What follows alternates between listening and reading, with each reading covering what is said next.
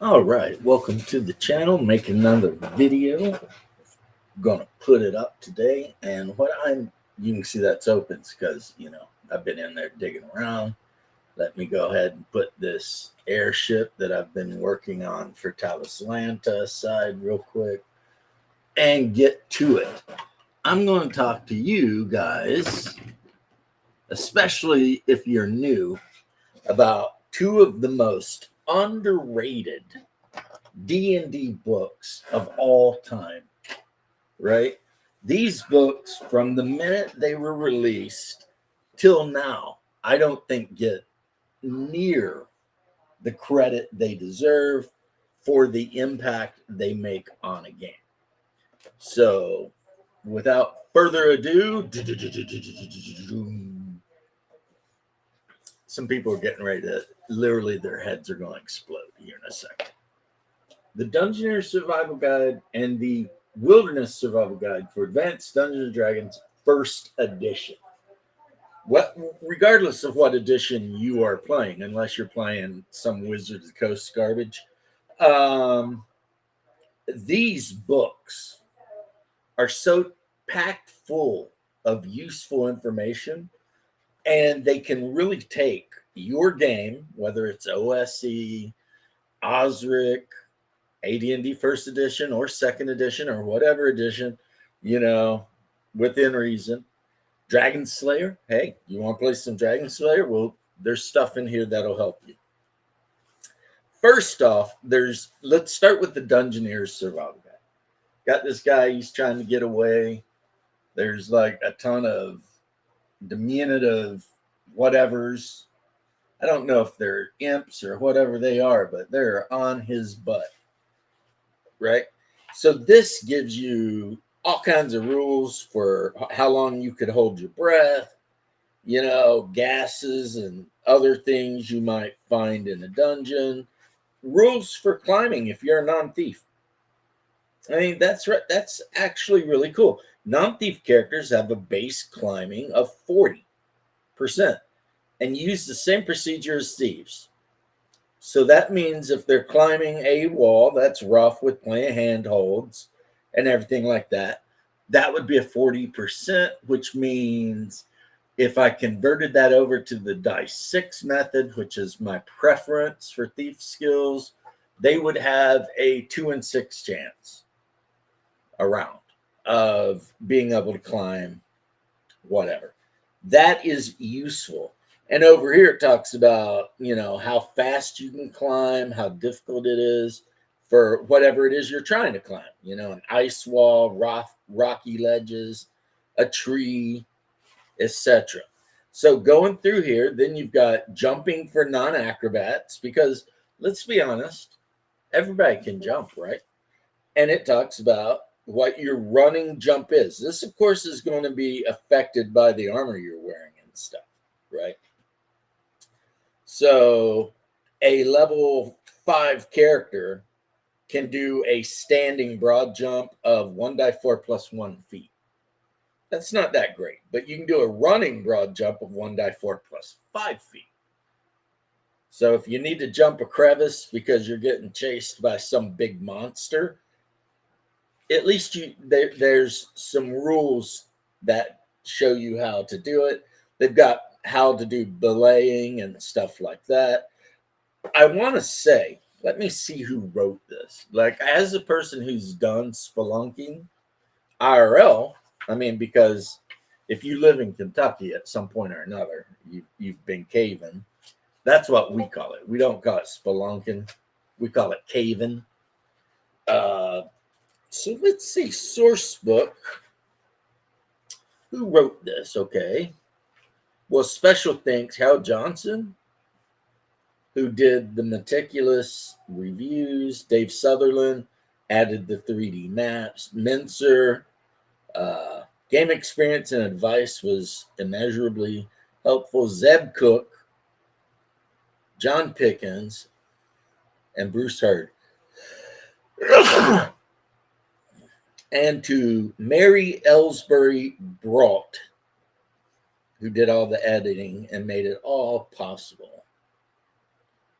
So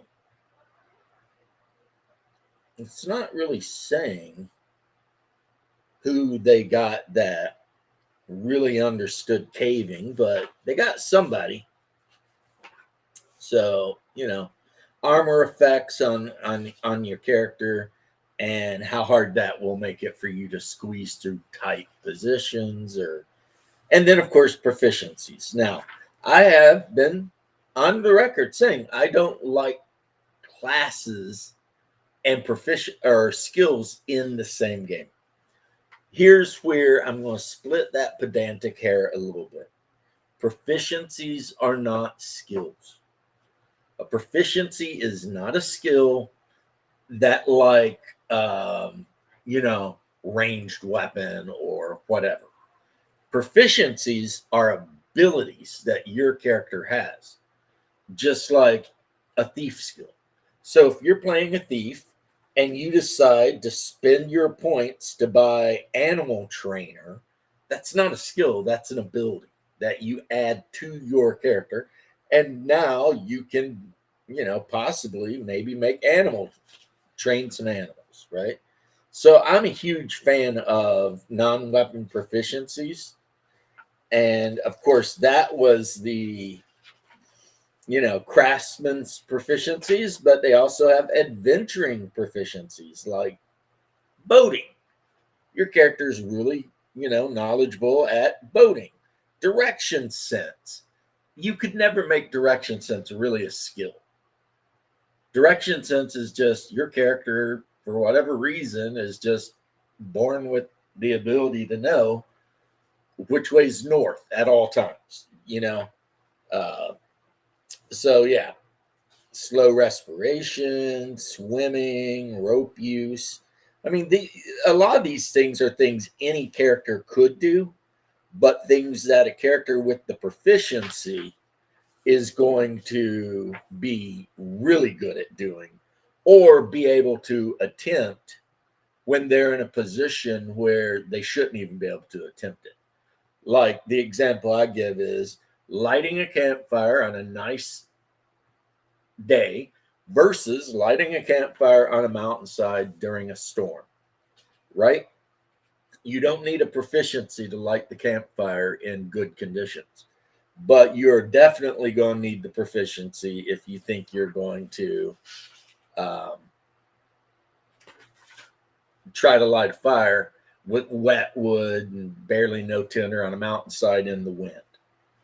And honestly, that's probably um, going to be very difficult. Full rules on mining.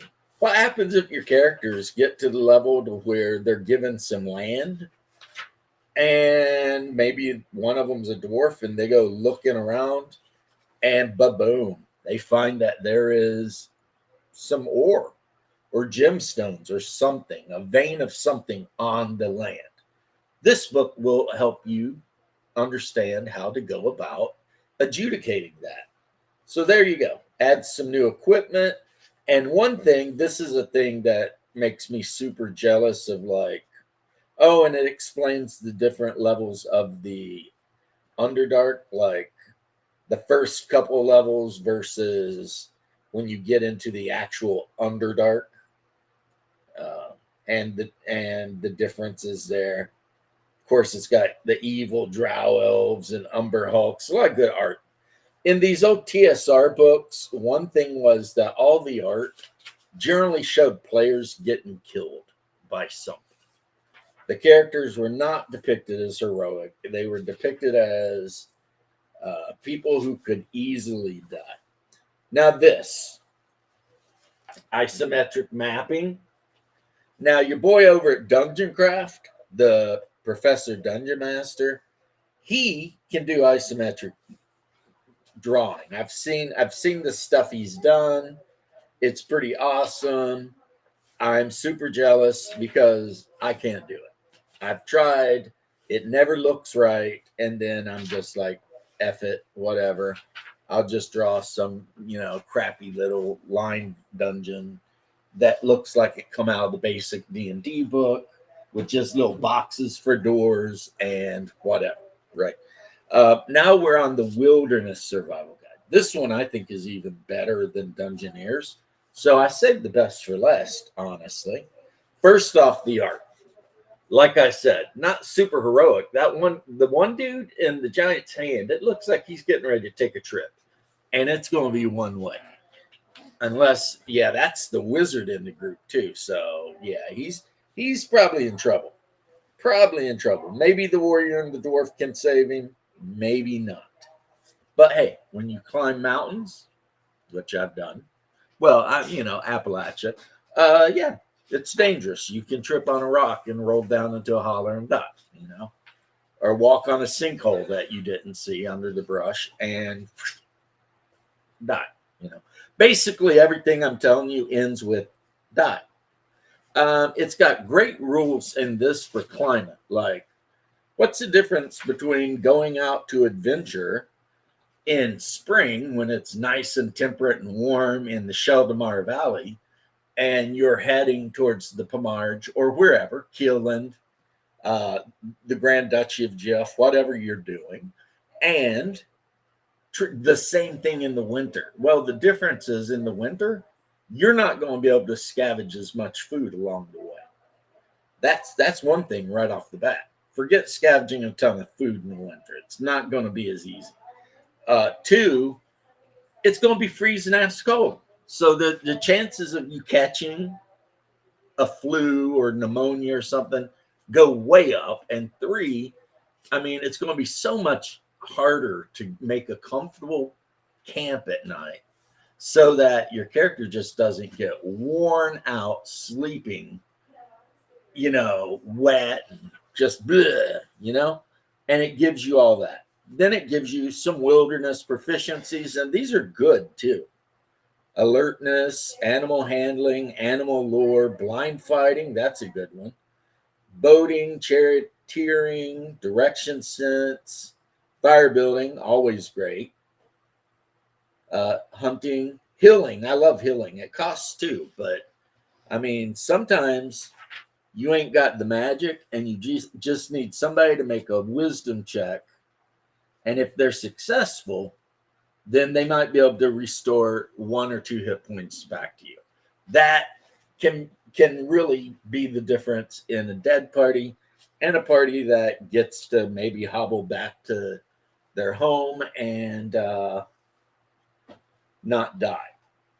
It gives you the effects of temperature on armor.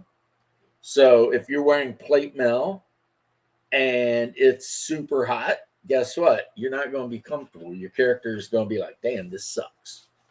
Weather. I mean, yeah, you want to know the weather, right? And the temperature damage. So a person in like -30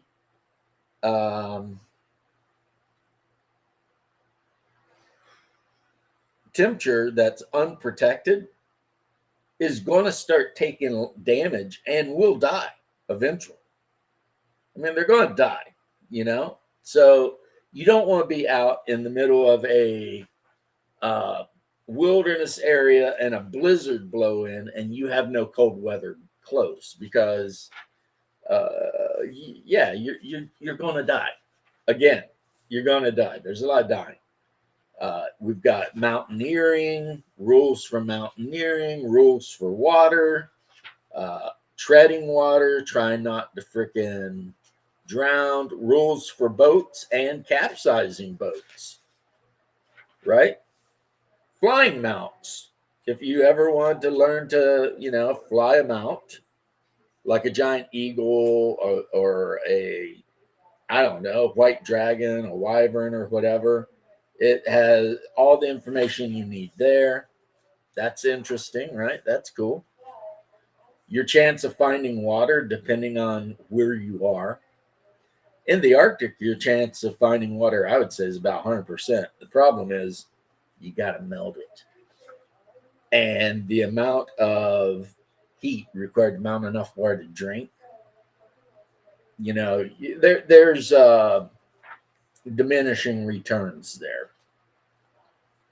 Then we've got, trying to fire arrows in a windstorm. Guess what? Doesn't work.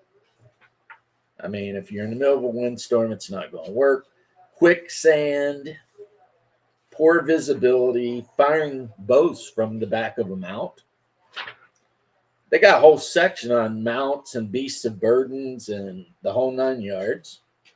Magic in the wilderness, because some spells might work different in the wilderness.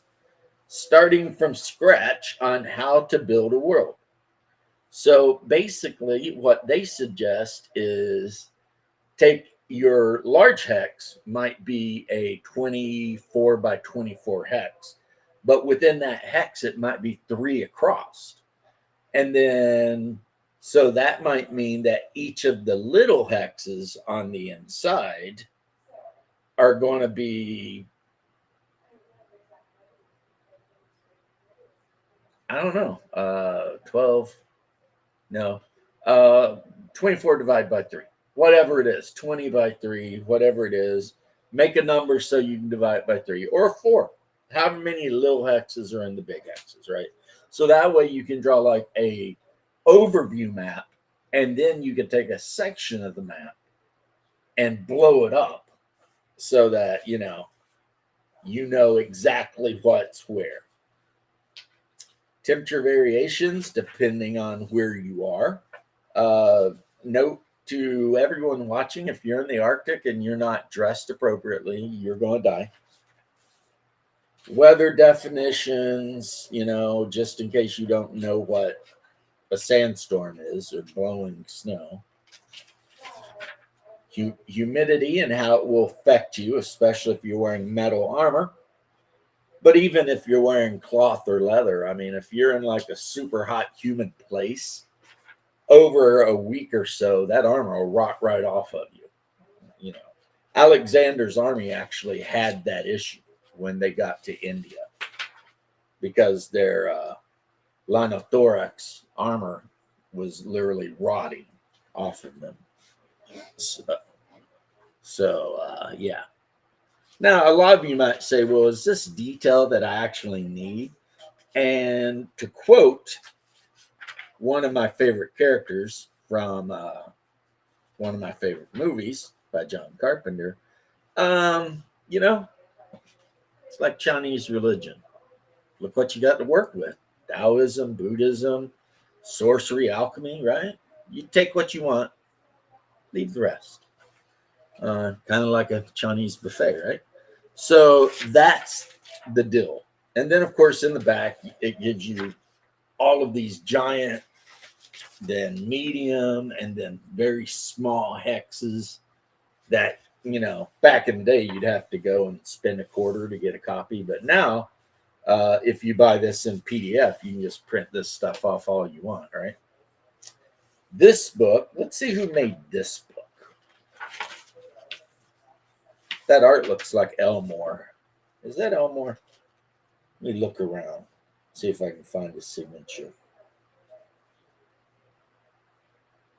Oh, there's already a dude down here in the corner. You can't really see him. Let's see. Wow! Yeah, he's already taken the skydive by Kim Mohan. Nice. But I'm not seeing the art, but of course I could be blind. Let's open, well, could be.